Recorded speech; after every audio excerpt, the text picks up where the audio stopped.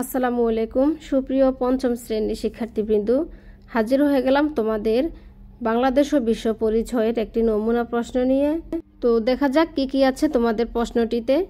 1 নংয়ে আছে সঠিক উত্তরটি উত্তরপত্রে লিখো।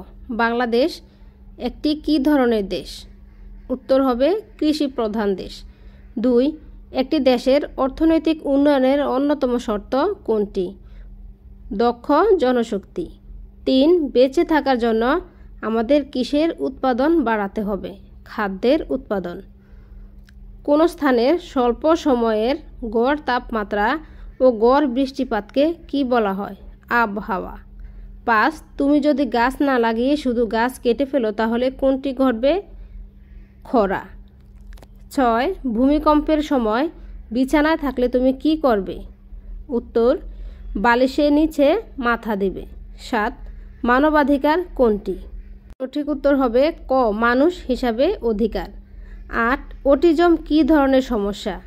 অটিজম হচ্ছে মস্তিষ্কের বিকাশগত সমস্যা। তারপর 9 আছে শিশু পাচার কোন ধরনের কাজ? উত্তর হবে ঘ, মানবাধিকার বিরোধী কাজ। মানবাধিকার বিরোধী কাজ। 10, বেগম রোকেয়া কত সালে জন্মগ্রহণ করেন? উত্তর 1880 সালে।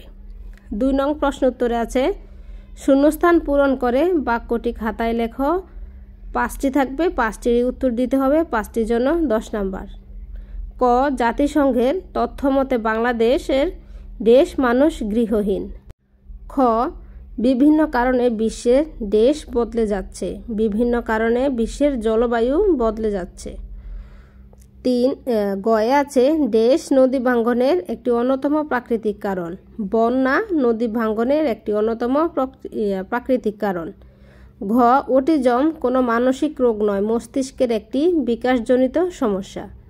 ভৌগোলিক অবস্থানের কারণে বাংলাদেশের ভূমিকম্প নিশ্চিত ঝুঁকি রয়েছে। এ ছিল শূন্যস্থান পূরণ। তোমাদের বাংলাদেশ ও বিশ্ব পরিচয়ের জন্য পূর্ণমান থাকবে 100, সময় থাকবে 2 ঘন্টা 30 মিনিট। তারপর হচ্ছে 3 নং প্রশ্নের উত্তর। 3 নং প্রশ্ন উত্তরে থাকবে শুদ্ধ বাক্যের জন্য সু আর অশুদ্ধ বাক্যের জন্য অ লেখো। বসতি স্থাপনের কারণে কৃষি জমির পরিমাণ কমে যাচ্ছে, এটি শুদ্ধ। বাংলাদেশের মোট জনসংখ্যার 17.00% এখন অক্ষর জ্ঞানহীন, এটি অশুদ্ধ। অটিস্টিক শিশু শারীরিকভাবে সম্পূর্ণ সুস্থ, এটি অশুদ্ধ। আমাদের দেশে জনসংখ্যার তুলনায় চিকিৎসকের সংখ্যা বেশি, এটিও অশুদ্ধ। অনেক শিশু পরিবারের অসচ্ছলতার কারণে শিক্ষার অধিকার থেকে বঞ্চিত, এটি শুদ্ধ। 4 নং প্রশ্ন উত্তরে আসবে বাম পাশের বাক্যাংশের সাথে ডান পাশের বাক্যাংশ মিল করো। মানুষ জন্মগতভাবে স্বাধীন। আমরা সবার মানবাধিকার রক্ষায় কাজ করব।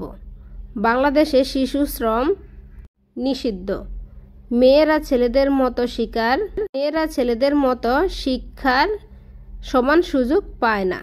5 নং প্রশ্ন উত্তরে হচ্ছে 10টি সংক্ষিপ্ত প্রশ্নের উত্তর দিতে হবে।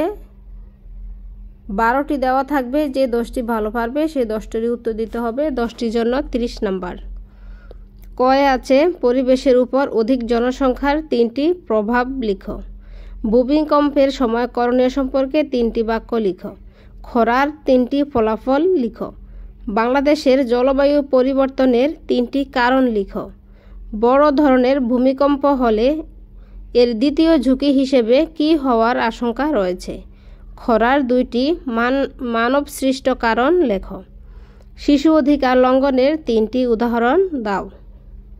জাতিসংঘ মানবাধিকার সার্বজনীন ঘোষণাপত্র অনুমোদন কবে করে? অটিস্টিক শিশুর সাথে ক্লাসে তুমি কেমন ব্যবহার করবে? অর্থনৈতিক উন্নয়নের অন্যতম শর্তগুলো লেখো। নারী জাগরণের অগ্রদূত বেগম রোকেয়া কোথায় জন্মগ্রহণ করেন? 6 নং প্রশ্ন উত্তরে আসবে বর্ণনামূলক প্রশ্নের উত্তর দাও, যে কোনো 4টি। 4টির জন্য 32 নাম্বার, একটাতে 8 করে। এখানে খণ্ডে খণ্ডে প্রশ্ন দেওয়া থাকবে, প্রতি খণ্ডের জন্য মানও ভিন্ন ভিন্ন। তো বন্ধুরা, প্রশ্নটি তোমরা ভালো মতো দেখে নাও। ভালো থাকবে সবাই। আল্লাহ হাফেজ।